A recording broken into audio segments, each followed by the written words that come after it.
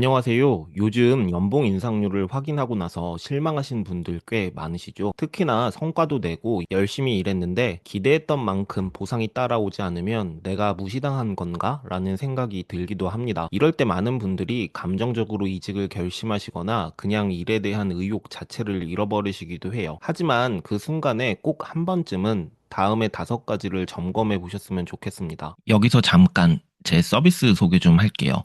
독서가 실제 현실을 어떻게 바꾸는지 궁금하세요? 직무 능력의 핵심인 사고력, 기획력, 어휘력, 표현력 등의 기초 소양 개발을 위해 리드 필사 클럽을 만들었습니다. 10년 동안 회사 생활을 하면서 임직원들을 교육했던 방법 그대로 운영합니다. 가격은 5만 원입니다. 1회 가격이 아니라 한 달 내내 참여하는 가격입니다. 하루에 1,600원 자신을 위해 투자하세요. 자세한 내용이 궁금하신 분은 설명란 링크를 확인해 주세요. 그리고 저는 기록과 회고의 진심입니다. 지금 여러분이 보고 계신 콘텐츠도 10년 동안 제가 쓴 다이어리의 일부를 편집한 거니까요.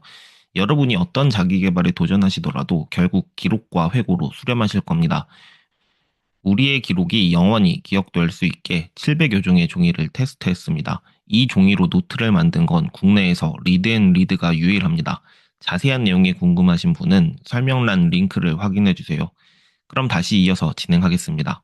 첫 번째, 감정과 데이터를 분리하세요. 연봉 인상률이 낮을 때 가장 먼저 드는 생각은 회사가 날 인정 안 해주는구나.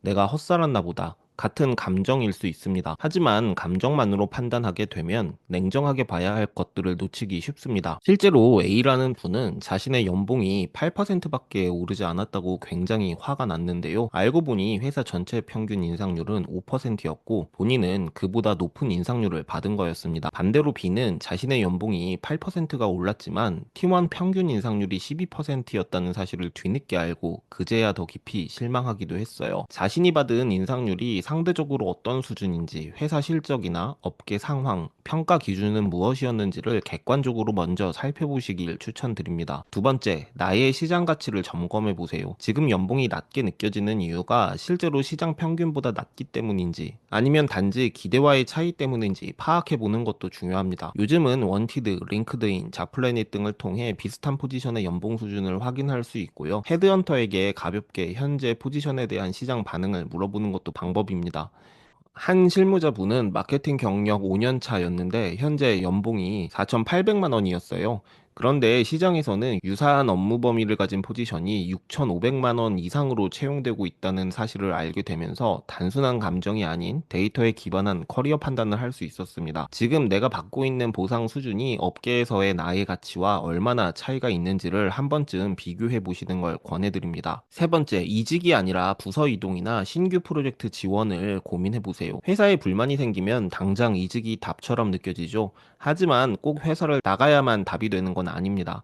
지금 있는 조직 안에서 더 나은 역할, 더 큰 영향력을 발휘할 수 있는 기회가 있을 수도 있습니다. 예를 들어 한 기획자분은 연봉에 불만이 있었지만 바로 퇴사를 결정하기보다 팀장에게 면담을 요청해서 다음 분기에는 전략 프로젝트를 맡아보고 싶다는 의사를 밝혔습니다. 그리고 실제로 프로젝트를 주도하면서 성과를 내자 다음 연봉 협상에서는 확실하게 인정을 받게 됐죠. 연봉이 오르지 않아서 그만둔다는 결정보다는 보상이 오르지 않는 이유가 있다면 인과관계 중 원인을 바꾸기 위한 시도를 먼저 해보는 것이 더 전략적으로 옳은 선택일 수 있습니다. 네 번째, 커리어는 장기전이라는 걸 기억하세요.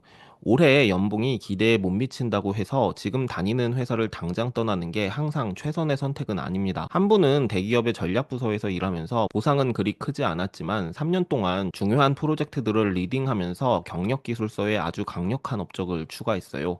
그 결과 나중에 이직할 때는 연봉이 무려 2배 이상 오르면서도 직책과 역할도 훨씬 넓어진 회사를 잡을 수 있었습니다. 지금 당장의 보상도 물론 중요하지만 지금 쌓는 경험이 나중에 더 큰 보상을 불러올 수 있는 자산인지 그 관점도 꼭 함께 가져가셨으면 좋겠습니다. 다섯 번째, 이직이 아니라 이직을 준비하세요. 감정이 올라왔을 때 갑자기 퇴사를 결심하면 오히려 더 나쁜 선택지를 고를 수도 있습니다. 이직은 회사에 입사한 순간부터 준비 중이라고 생각하셔야 해요. 그러니까 그러니까 언제든 이직할 수 있는 상태를 만들어 두는 겁니다. 그렇지 않으면 감정적으로 힘들 때 당시 올라온 채용 공고들 중에서 그나마 나은 회사로 지원을 하게 되고 또 이직하게 됩니다. 수평 이동도 아니고 다운그레이드된 의사결정을 하시는 분도 꽤 봤어요. 채용 공고는 더 안 올라오고 구직 기간이 길어지면 마음의 평정심을 유지하는 것이 쉽지 않습니다. 그러니까 이력서를 항상 최신화하고 자신의 업무 성과를 정리하고 관심 있는 기업을 모니터링하고 채용 공고도 상시 분석하고 스크랩해 두세요. SNS를 통해 헤드헌터들과 자연스럽게 네트워킹하는 것도 좋은 방법입니다. 이런 준비가 되어 있으면 현재 회사의 보상에 흔들리지 않고 더 안정적으로 커리어를 운영할 수 있습니다. 실제로 어떤 분은 감정적으로 퇴사한 뒤 3개월 넘게 원하는 조건의 자리를 찾지 못해서 되려 예전보다 더 낮은 조건으로 이직하게 된 사례도 있었습니다. 지금 연봉이 기대보다 낮다고 실망하신 분들께 오늘 말씀드린 5가지가 조금이나마 현실적인 판단에 도움이 되었으면 합니다. 감정은 무시하지 마시되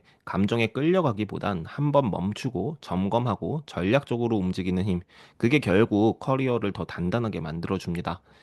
오늘 영상이 도움이 되셨다면 좋아요와 구독 부탁드리고요.